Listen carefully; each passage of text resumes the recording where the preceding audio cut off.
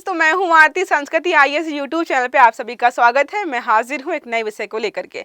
आज का टॉपिक हमारा बहुत महत्वपूर्ण है, दक्षिणी ध्रुव से संबंधित है। तो 7 देश ऐसे जो आपस में लड़ रहे हैं कि अंटार्कटिका जो है हमारा है, तो यहाँ पर उनके बीच जंग क्यों हो रही है।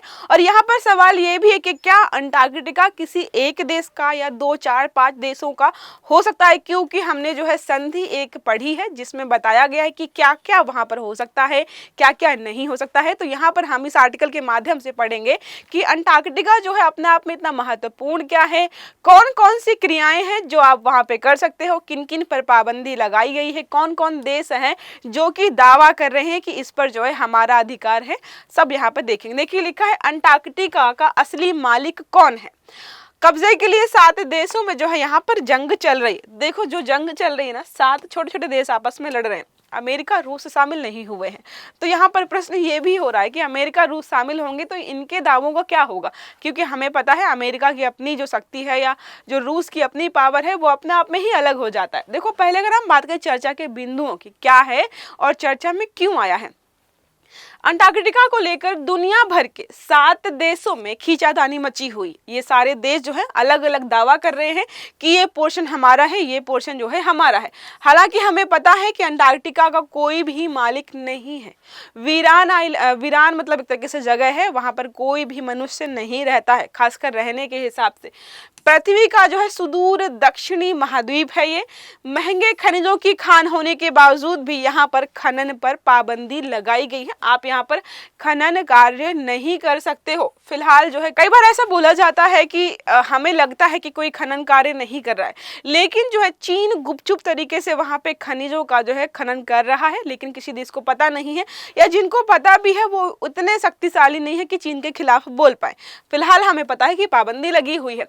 अब बात करें कौन कौन से देश है जो दावा करे, तो अर्जेंटीना का यहाँ पर दावा है कि यह जो है इसका कुछ इलाका, पश्चिमी हिस्सा जो है इसका है। क्यों है? इसका दावा है कि 1946 और 1904 से दक्षिणी या दक्षिण आर्कनी द्वीप समूह में लॉरी द्वीप पर एक बेस पर इसकी मौजूदगी है, जो कि इसका हो जाता है। बोले हम 1904 से वहां पर मौजूद हैं, ये द्वीप जो है समूह हमारे हैं, इसलिए जो है अंटार्कटिका का इतना इलाका जो है हमारा हो जाता है। उसके अलावा बात करते हैं ऑस्ट्रेलिया का भी यहाँ पर दावा है। इन्होंने बोला है कि दक्षिणी पूर्वी हिस्सा हमारा है। 1933 में जो ऑस्ट्रेलिया या अंटार्कटिक क्षेत्र स्वीकृत अधिनियम द्वारा औपचारिक रूप से दिया गया था कि ये तुम्हारा रहा। तो बोले जब दे ही दिया गया था तो दे ही दो हमें, हमारा ही है ये पूरा इलाका है। आई होप आपको समझ में आ रहा होगा, अलग अलग बताने की जरूरत नहीं पड़ी। देखिए यहाँ पर जो है अर्जेंटीना का क्लेम है कि ये एरिया हमारा है।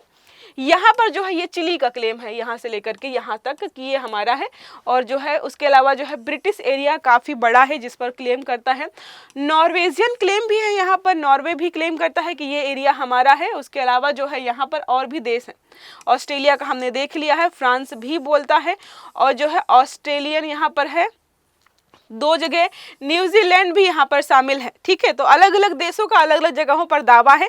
चिली ने भी बोला है कि हमारा कुछ इलाका है। देखो यहाँ पर बोला है पश्चिमी अंटार्कटिका का पश्चिमी और दक्षिणी हिस्से जो है हमारे हैं। क्यों? क्योंकि बोल रहे हैं कि चिली अंटार्कटिक क्षेत्र जो है, जिसको शॉर्ट में कैट की स्थापना 1940 नवंबर में हुई थी। इसका दावा है कि स्पेनिश साम्राज्य के ऐतिहासिक दस्तावेजों के आधार पर, कि जो हमारे यहाँ पर जो स्पेनिश राज्य था, हमारे यहाँ पर दस्तावेज हैं, जैसे हम बोलते हैं ना हमारे दादा बाबा के दस्तावेज हैं कि ये जमीन हमारी है, उनके नाम पर है और हम उन्हीं के वंश से संबंधित है। तो ऐसे कुछ दावे जो हैं इसके द्वारा किए गए। न्यूजीलैंड ने भी बोला है कि कुछ एरिया हमारा है, दक्षिणी हिस्से पर जो इसने दावा किया है। और जो है यहाँ पर बोला है कि रॉस डिपेंडेंसी सेक्टर की सरकार के लिए ब्रिटिश ऑर्डर इन काउंसिल के बाद 1923 में औपचारिक रूप यहाँ पर किसी इलाके को दिया गया था, और यहाँ पे बोली कि अब वो इलाका जो है हमारा है। यूके का भी यहाँ पर बोला है कि जो है कि कुछ एरिया हमारा है। देखिए बात करें यहाँ पर बड़े हिस्से में, सबसे बड़े हिस्से में अगर किसी देश का दावा है अभी, तो वो है यूके का, ब्रिटिश साम्राज्य का। ठीक है, देखिए यहाँ पे लिखा हुआ है फॉकलैंड द्वीप निर्भरता पेटेंट पत्रों के माध्यम से 1908 से चला आ रहा है। यह दावा आंशिक रूप से अर्जेंटीना और चिली के दावों से मेल खाता है। जैसे चिली और अर्जेंटीना ने बोला कि हमारे पास जो है यहाँ पर जो कुछ दस्तावेज हैं जिसके आधार पर ये इलाका हमारा है, वैसे ही कुछ यहाँ पर जो है ब्रिटिश साम्राज्य के द्वारा भी या ब्रिटेन के द्वारा भी बोला गया है। फ्रांस ने भी जो है यहाँ पर बोला है वेस्टर्न अंटार्कटिका एरिया हमारा है। 1938 से ऐतिहासिक दावा फ्रांसीसी खोजकर्ता जूल्स ड्यूमोंट डी उर्विले ने यहाँ पर 1840 में की थी। इसके आधार पर बोला जा रहा है कि ये एरिया हमारा है। नॉर्वे ने भी जो है कुछ दावे किए हैं 1939 के आधार पर जो है, और इसने भी बोला है कि इसके दो हिस्से हैं, वो जो है कौन कौन से हैं, किंग हाकन क्षेत्र और पीटर वन द्वीप जो है, इन पर जो है इसने दावा ठोका है। तो ये सारे अलग अलग देश जो है दावा अपना अपना कर रहे हैं। अगर इसको जो है ग्राफ के माध्यम से देखें तो यहाँ ज़्यादा समझ में आएगा। नॉर्वे ने जो है इतने इलाके में दावा किया है, यूके ने जो है देखो यूके ने भी कर रखा है इतने इलाके में, साथ में जो है अर्जेंटीना ने भी कर रखा है इतने इलाके में। तो कुछ जो है यहाँ पर जो है बीच में आ रहा है। चिली का यहाँ पर है, अनक्लेम्ड इलाका ये पूरा है, ठीक है। जैसे मैंने बताया था ना कि यूके, अर्जेंटीना और चिली कुछ कुछ दावे इनके जो है सिमिलर हैं।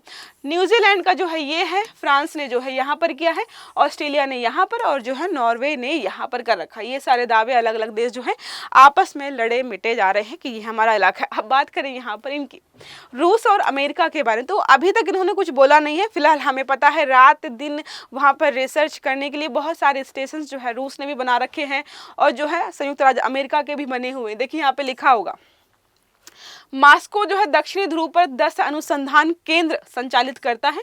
इसमें 5 साल भर चलने वाली फैसिलिटीज और 5 मौसमी स्टेशन है। अब जो है कुछ समय पे जो है वहाँ पर बहुत बर्फबारी होती है, मौसम बहुत ठंडा रहता है, तो कुछ चीज़ें ऐसी हैं जो हमेशा नहीं चला सकते हैं। तो यहाँ पर जो अलग अलग अनुसंधान केंद्र बने हुए हैं जो कि कभी चलते हैं कभी नहीं चलते। दोनों ने अभी कोई दावा नहीं किया। फिलहाल जब ये मैदान में उतरेंगे तो मामला और भी खतरनाक हो सकता है। कुछ लोगों का ये मानना है कि ये अगर सारे आपस में लड़ गए तो 3rd वर्ल्ड वॉर होने की संभावना है। ज़्यादातर लड़ाइयाँ जो हैं ज़मीन को लेकर ही होती हैं, तो यहाँ पर भी लड़ाई हो रही है जमीन को लेकर के। अब बात करें कि किसका है आखिरकार, अब इतने सारे आपस में लड़ रहे हैं। अगर अंटार्कटिका कोई देश नहीं कोई इंसान होता, कोई बोलने वाली चीज होती तो बोलते भाई डिसाइड कर लो कि किसका हूं मैं, इतने सारे लड़ रहे हो आपस में, मेरा है मेरा है मेरा है। तो यहाँ पर एक संधि की गई, देखिए लिखा है अंटार्कटिका किसी भी एक देश का हिस्सा या स्वामित्व वाला इलाका नहीं है, ना ही किसी एक का क्षेत्र है। अंतरराष्ट्रीय समझौते के तहत जो है अंटार्कटिक संधि हुई थी, उसके तहत यहाँ पर बहुत सारे देशों ने सिग्नेचर किए थे। भारत भी उन लोगों में शामिल है। लेकिन यहाँ पे बोला जा रहा है कि इसका मतलब है कि आपने ट्रीटी में साइन कर रखे हैं तो आपका हिस्सा नहीं है, लेकिन आपको जो है रिसर्च करनी है उसके अधिकार यहाँ पर दिए गए हैं।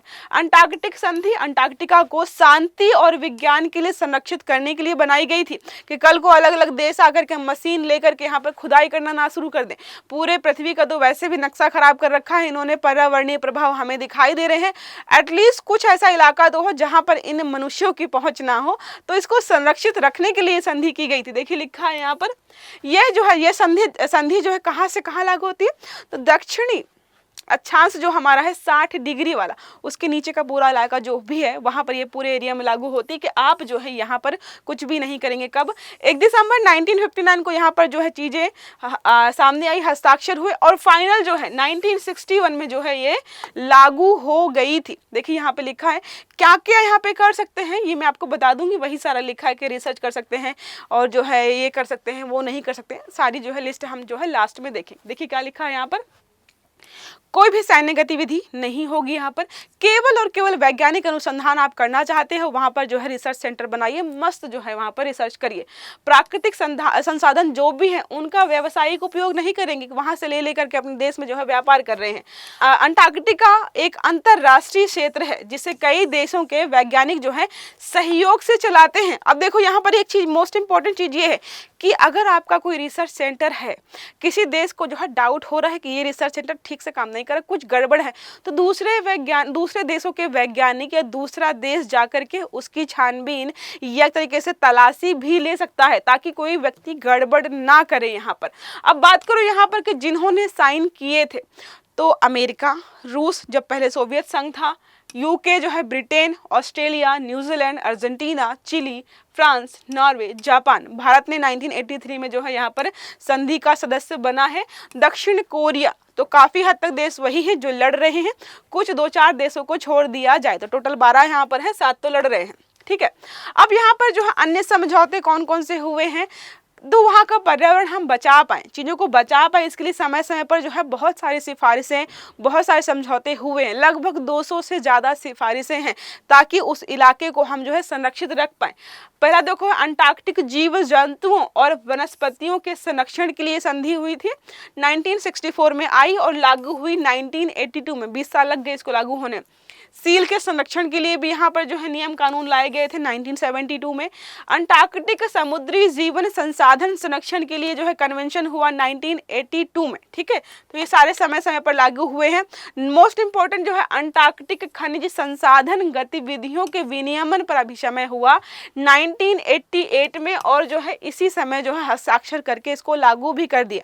तो कोई पूछे कि क्या दक्षिणी गोलार्ध में जो एक अवस्थित महाद्वीप है उस पर आप जो है खनन कर सकते हो, तो बिल्कुल भी नहीं। अंटार्कटिक संधि के लिए पर्यावरण संरक्षण पर प्रोटोकॉल सबसे नया और लेटेस्ट यही वाला हमारा है। 4 अक्टूबर 1991 को हस्ताक्षर किए गए और 14 जनवरी 1998 को जो है यह लागू किया गया है। देखिए इंपॉर्टेंट क्या है, पर्यावरण का संरक्षण करना है और इस प्रोटोकॉल को जो है सारे देशों को फॉलो करना होगा। तो ये रहा कि भाई इस एरिया को लेकर के क्या कोई संशोधन, समझौते, सिफारिशें हुई हैं, वो हमने देख लिए।